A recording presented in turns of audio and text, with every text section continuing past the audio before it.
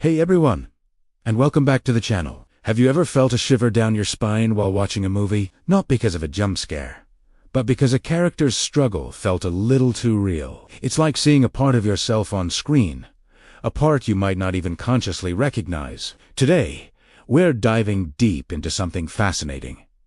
A quirky psychological test designed to uncover your hidden fears, all through the lens of iconic characters from realistic films. Forget ghosts and monsters. We're talking about the subtle, everyday anxieties that shape our lives. Think about it. We spend our adult lives building routines, careers, and relationships.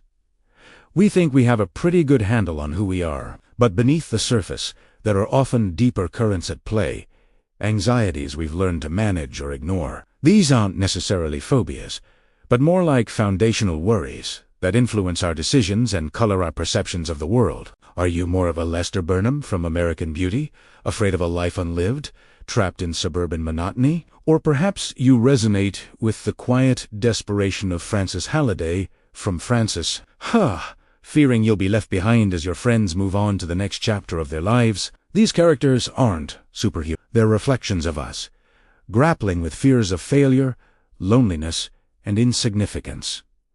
So, how does this work? I'm going to walk you through a series of scenarios. I want you to close your eyes for a moment, take a deep breath, and just listen. Forget about right or wrong answers. The key here is to go with your gut instinct, your immediate emotional response. Your first reaction is the most honest one, and it's the clue that will help us connect the dots. We'll explore situations that touch on control, connection, ambition, and identity. Each scenario is inspired by a pivotal moment from a classic film, a moment where a character's deepest fear is exposed. All right, ready for the first scenario? Imagine you've dedicated years to a passion project, a small business you've built from the ground up. It's your baby. Suddenly, you're presented with a lucrative offer to sell it to a large corporation. They promise financial security for the rest of your life, but you'll have to give up all creative control and walk away completely. The company will likely change everything you've built. What's your immediate, gut-level feeling? Is it relief at the thought of financial freedom? Or is it a profound sense of loss? A fear that you're selling out your own identity and purpose? Pause for a second and really feel it. If your primary emotion was a deep-seated dread of losing control and seeing your vision compromised, you might share a hidden fear with someone like Daniel Plainview from There Will Be Blood. Now, hold on.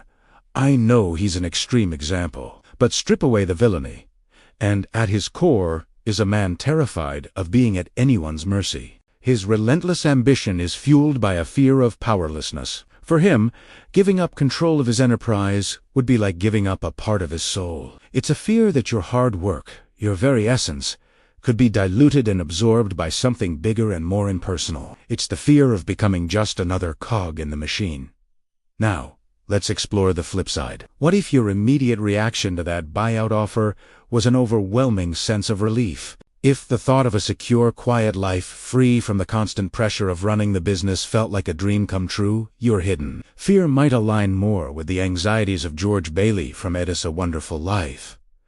Before his epiphany, George is a man burdened by responsibility, his dreams constantly deferred. His underlying fear isn't failure in business, but the fear of being trapped by endless obligation, of never getting the chance to just live a simple, unburdened life. The pressure to always be the one who holds everything together can create a deep-seated anxiety about never being able to rest. Let's move on to our second scenario. Picture this. You're at a large social gathering with your closest friends. One by one, they start sharing huge life up. That's a surprise engagement, a big promotion that requires moving across the country, news that they're expecting their first child. Everyone is celebrating and moving forward. As you stand there, genuinely happy for them, what other feeling creeps in? Is it a quiet pang of anxiety that the group dynamic is changing forever? A subtle fear of being left behind, or that your shared history is fading away? Or do you feel perfectly content, secure in your own path, regardless of what others are doing. If you felt that subtle sting of being on the outside looking in, you might connect with the journey of Cher Horowitz in Clueless.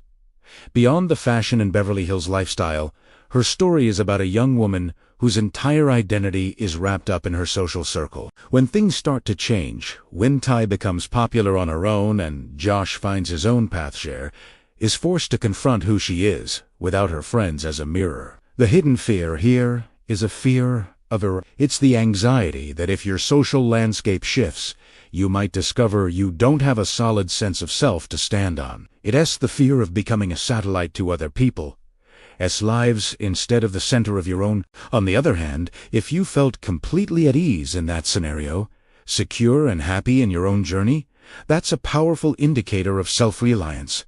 But let's twist it slightly. What if your fear isn't being left behind, but rather being misunderstood? This brings us to a character like Erin Brockovich. She is constantly underestimated and dismissed by those in power. Her driving fear isn't loneliness. It's the fear of her voice not being heard, of her truth being ignored. She fights tooth and nail because she is terrified that injustice will prevail, simply because people refuse to see the value in what she has to say. This is the fear of being rendered invisible, of having your contributions and your very reality denied by others. Our final scenario. You're offered your dream job. It's everything you've ever wanted in terms of title, responsibility, and creative freedom.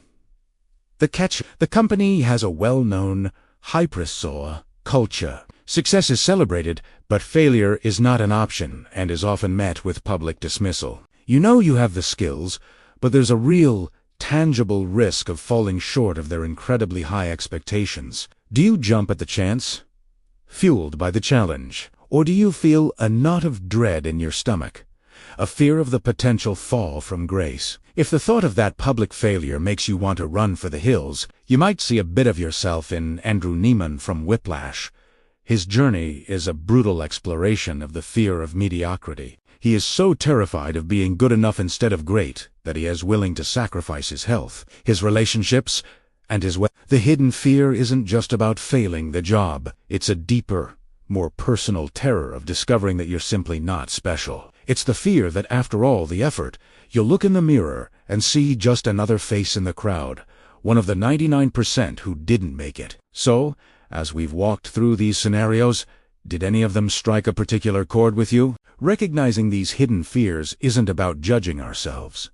It's about understanding these anxieties, borrowed from the silver screen, are powerful because they're human. The fear of losing control, the fear of being left behind, the fear of being unheard, the fear of mediocrities are the quiet struggles that shape our choices every single day. By bringing them into the light, we can start to understand why we react the way we do. We can learn to navigate our lives with a little more self-compassion and a clearer sense of what truly drives us. After all, the first step to conquering any fear is to simply look it in the eye and call it by its name. Thank you so much for joining me on this little journey of self-discovery today. I hope it gave you some food for thought. If you enjoyed this and want to explore more about the psychology behind our favorite films, please hit that like button and consider subscribing to the channel. I'd love to hear your thoughts in the comments below. Which character or fear resonated with you the most? Until next time, take care.